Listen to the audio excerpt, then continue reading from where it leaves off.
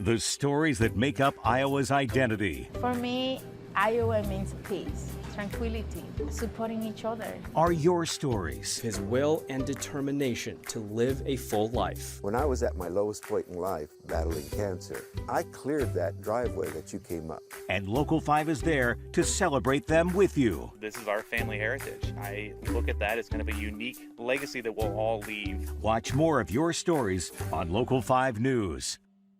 11-year-old Annabelle Ramirez spends a lot of time at the Des Moines Public Library. She's practically a celebrity. Because I love the library. I love library books a lot. Ramirez and her family moved to Iowa from California during the COVID-19 pandemic. Isolation from the pandemic, combined with a transition to homeschooling after some difficulties with public schools, made the library a safe haven for Anna. And you could just see kind of the life come back to her, and she was singing and dancing and finding all these different books. It provided her so much happiness in such a time where I think she felt really alone. For the Ramirez family, public libraries have not only offered a safe place, they've also been the grounds for turning the page in Anna's growth and development. So she was diagnosed with autism when she was 3. And even when she was an infant, she would bring us storybooks, and she would show us pictures from there to request items, either drinks or even to go to the park or hugs. While Anna didn't start speaking until she was about 7 years old, her mom, Micaela, says her daughter's love of books eventually sparked a desire to read out loud. You know, we had plenty of professionals that had told us there may be a chance that she will never speak. And it was such a beautiful moment to hear her say words. Now Anna loves reading to other kids at the library. Because I'm reading to the children make me happy. It made me happy. You know, she wants to bring them happiness as reading brings happiness to her. Micaela says seeing her daughter succeed brings her immense pride and joy. It's so amazing to see her thrive and beat all the odds and be able to look at those professionals and say, you know what, sometimes you don't give them enough credit, because I promise you that she's going to break every boundary that you put on her. She's going to excel and get to where no one thought she could be. In Des Moines, Larissa Millis, Local 5 News. If this joke is run-of-the-mill, What do you call a fish without an eye? then stick around. I don't know. What? A A fish. fish. Because Keenan Shore has a lot more where that came from. Ask his kids. How do you know the ocean is for... You like that one too? Maybe not cool for a 15-year-old to admit her dad's hilarious, but deep down, Probably the math book one. there's always one that sticks out the most. I used to hear that a lot when I was younger, so. Why was the math book sad, he asked. I don't know why, I replied as I rolled my eyes. Because it was full of problems. That math book one is now a page in this book, Keenan's own compilation of dad jokes.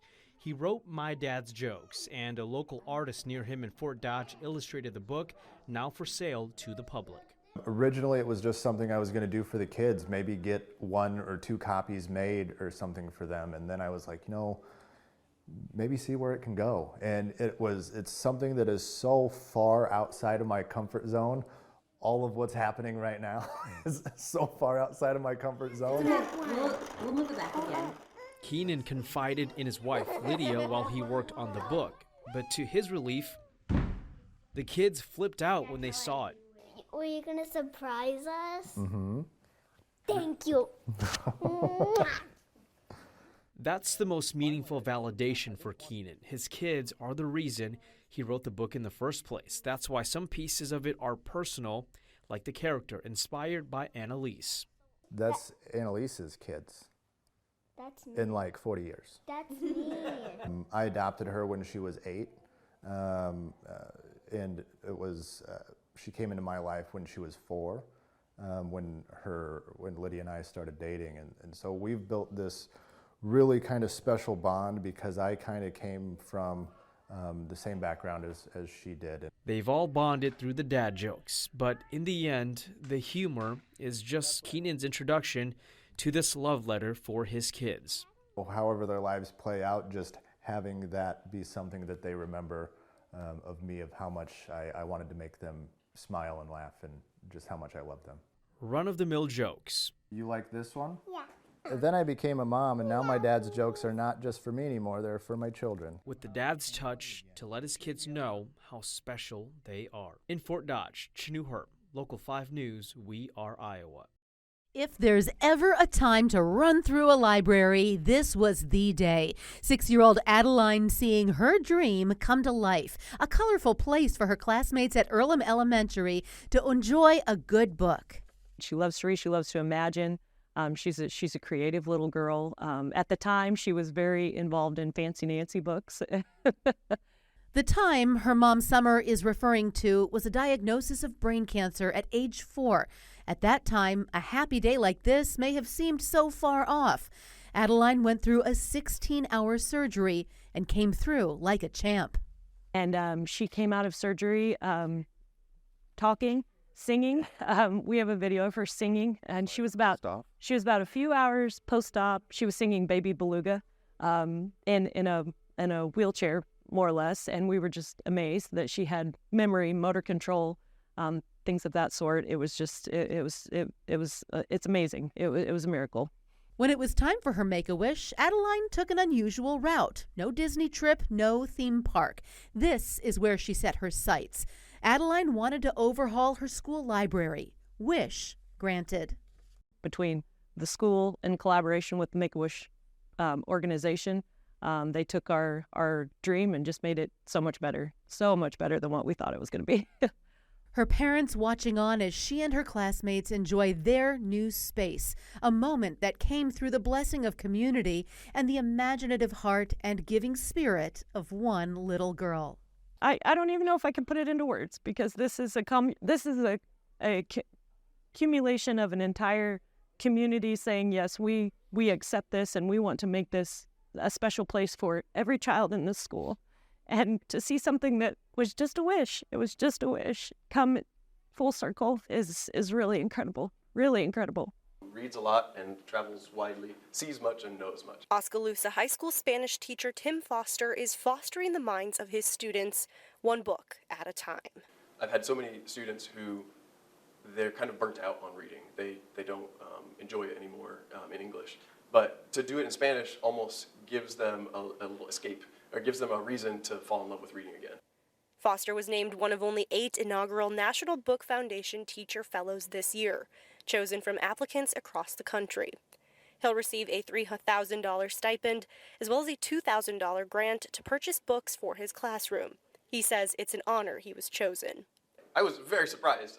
As part of the fellowship, Foster had to submit a proposal for an initiative to further reading in the classroom. His initiative, Reading Circles, where students will read translations of their favorite books in Spanish. And while Foster is being nationally recognized for his teaching, he says those he cares about impressing most are his students. If you tell him a book that you want, he'll go out and buy it with his own money, with whatever he has, because he wants us to love learning and love reading and anything that can do to help us further our journey in learning Spanish. Foster's students say his dedication and passion make his classroom a beacon for learning. He'll do whatever he needs to do to let you learn the language and help you and guide you throughout the learning process. I've had him since my freshman year, and it was his first year teaching, so I've really just grown with him. That appreciation, a teacher's greatest inspiration. And really it's inspired by them that I applied for this, because and any kind of extra experience here we can get, money for our classroom library, is just a wonderful thing. The library was made in 1990. Give a group of 5th graders a project. They're fun to learn with them. And it can go this way. And or that way. It's kind of stressful sometimes. But either way, these EL students at Rolling Green Elementary in Urbandale, they put in the work for their Urbandale Memory Masters podcast, a project launched this school year. My students are all working on their English skills. We have 4 language domains of reading, writing, listening, and speaking. I wanted a project that they could encompass all of those that was a little more authentic and more fun than maybe what they would just be doing in a regular classroom. Laura Beth Vanderplug's the teacher who thought of this project and what the podcast focuses on. This is our last year in this building, and so we've been wanting to do some things to commemorate the history of Rolling Green, and so we thought we'd use the podcast to kind of platform those stories before we move on to a new school. The rest, it's all up to the kids, the topics for the episodes, the research, the interviews. We interview all the teachers about people that retired from the school. What did you learn from interviewing them? Like you can like practicing talking on one-on-one and like a conversation. What did you enjoy about it? I enjoyed about it because Miss Chison told me about her life. Urbandale Memory Masters has become such a hit, the Urbandale Schools and Alumni Foundation awarded Laura and her students the Making a Difference grant for the class to buy podcast equipment. My job is definitely like teach them academics, but it's also that pride in themselves that,